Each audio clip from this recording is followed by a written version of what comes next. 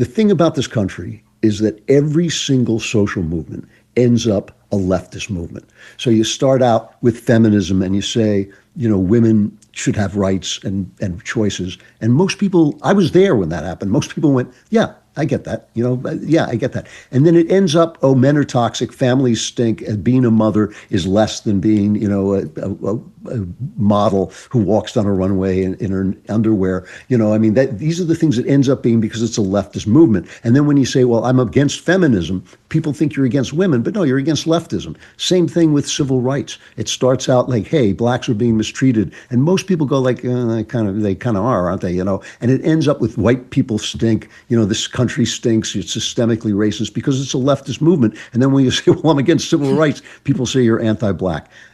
All of these things are lies. It's a very good system, especially if you have the media backing you up. But I don't think they have the media backing them up anymore because I think we're the media. And I think that's the end for people, going on NBC and saying, yes, anybody who's against hiring people just because of the color of their skin is a racist. And you go like, I'm sorry, what? What was that?